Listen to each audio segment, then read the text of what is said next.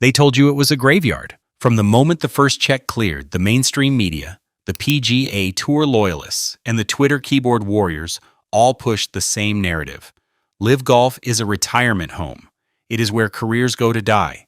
It is an exhibition league for guys who are too old, too injured, or too lazy to grind on a Sunday. And for a minute, it sounded true. But then the golf started happening, and the data started coming in. And suddenly, the retirement home narrative didn't just crack, it shattered. Because the guys who left didn't just cash out, they leveled up. We are talking about players who were supposedly washed coming back to win majors. We are talking about guys who were middle of the pack on the PGA Tour suddenly posting scoring averages that would make Scottie Scheffler sweat. And we aren't just talking about money, we are talking about legacy. In this video, we are breaking down the 10 players who didn't just survive leaving the PGA Tour, they actually got better. And we are starting with the man who just proved the entire system wrong by walking right back through the front door. Let's be honest. In 2022, Brooks Koepka was broken. This isn't speculation. If you watched the Full Swing documentary, you saw a man who looked like he was staring into the void.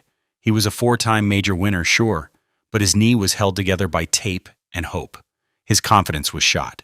He literally told the camera, "I can't compete with these guys anymore." When he took the rumored $100 million signing bonus to join LIV, it looked like an insurance policy. It looked like a guy cashing out before his body completely quit on him. The critics called him a sellout. They said he was running away from the competition because he knew he couldn't beat them. But the lighter schedule didn't make Brooks soft. It made him dangerous. Within 12 months, the limp was gone. The swagger was back. And at the 2023 PGA Championship at Oak Hill, Brooks didn't just compete. He bullied the field. He stared down Viktor Hovland and Scottie Scheffler and became the first active LIV player to win a major championship. He proved that you could play 54 holes in shorts, listen to loud music, and still come out and dismantle the purists at a major. But that wasn't the end of the story. That was just the warm-up. Fast forward to January 2026.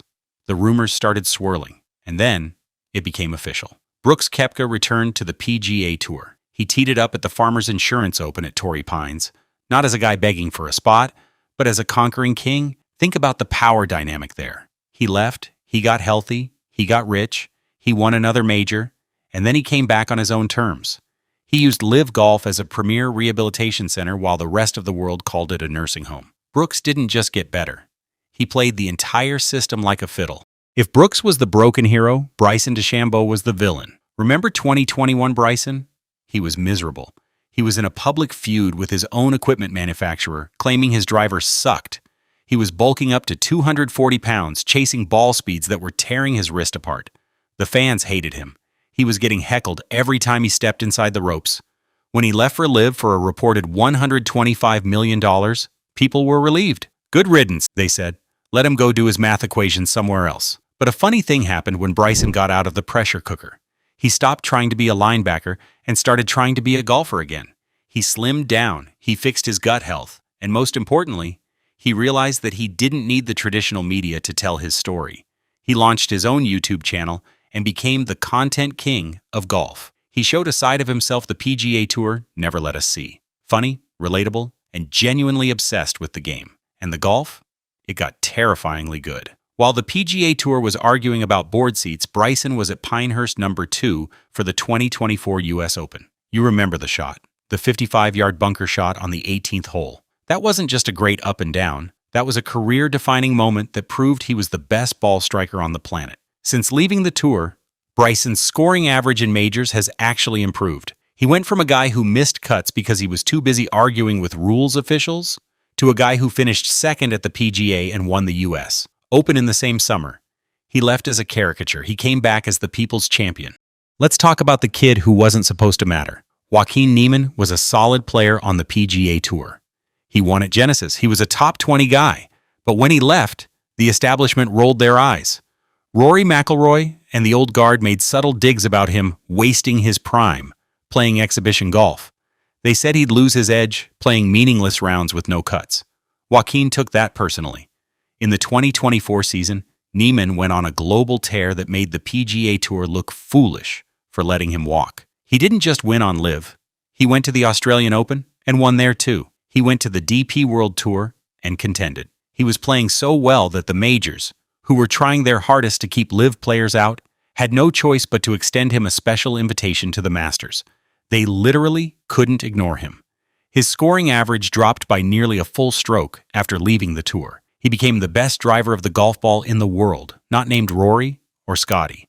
But the real Jenga piece here, the world ranking controversy, Niemann publicly called out the GR for being broken, famously saying, "I am way better than this," after winning a LIV event. And he was right. He proved that you don't need FedEx Cup points to be elite. You just need to put the ball in the hole. This is where the story gets uncomfortable for the PGA Tour. Talor Gooch was a journeyman. He was a nice player. He won the RSM Classic, which is fine, but nobody was buying a ticket to see Talor Gooch.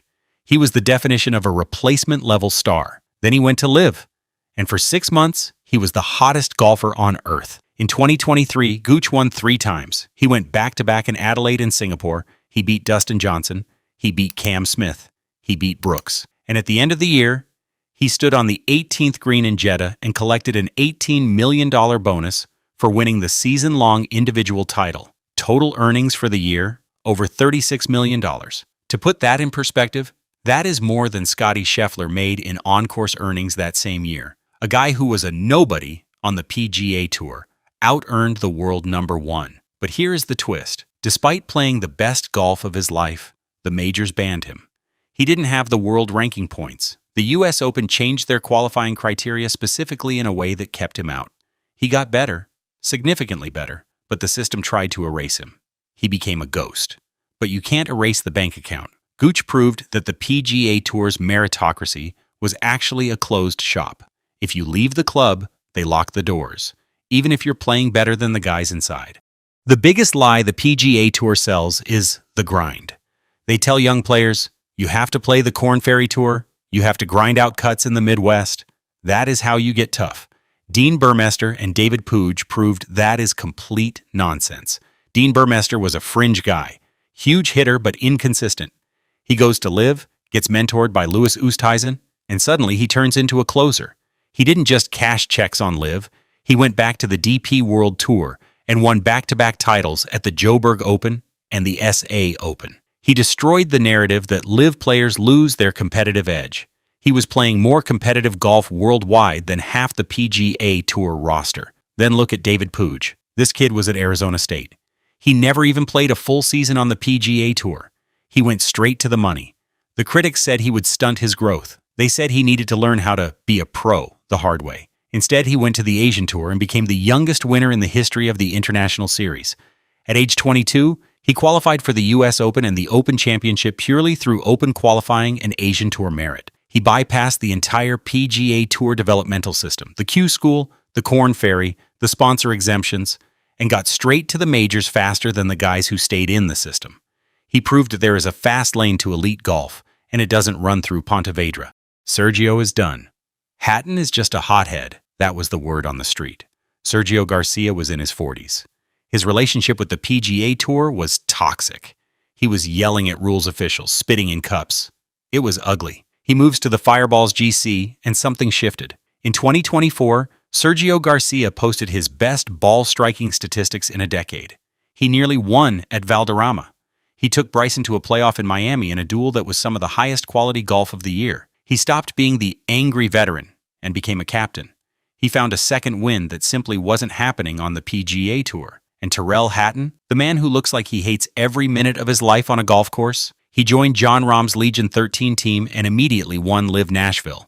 But more impressively, he went to the Masters, the most pressure-packed event in the world, and finished top 10. The narrative was that these guys would take the money and put their feet up. Instead, they got sharper. The team format gave them something they never had on the PGA Tour: accountability. You aren't just playing for your own wallet. You're playing for your 3 teammates. For guys like Sergio and Hatton, that pressure was the fuel they needed. The PGA Tour ignored Mexico. They had one event there, sure, but they didn't build anything. Abraham Ancer and Carlos Ortiz are the prime examples of players who became bigger stars by leaving. On the PGA Tour, they were just guys in the field. Ancer won a WGC, but he was never the face of the league. When they moved to LIV to form the Fireballs, and later Torque for Ortiz, they didn't just play golf, they built a franchise.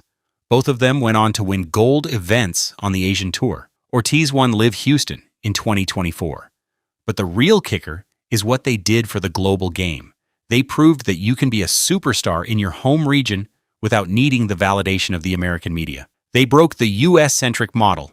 They showed that a player can be a national hero, make 8 figures, and win high-level tournaments without ever setting foot in a generic TPC course in the suburbs of America. They didn't just get better at golf, they got better at being icons. So let's look at the Jenga tower now. We took out the retirement home block. We took out the exhibition block. We took out the no competition block. And the whole narrative has collapsed. These 10 players proved that competition creates greatness, regardless of the logo on the shirt. Whether it was Brooks Koepka using the league to rehab his way back to glory, or Bryson reinventing himself, or Talor Gooch banking $36 million in a year, the results are undeniable. The PGA Tour is still the biggest tour in the world, but it is no longer the only place to get better. The question isn't, did they make a mistake?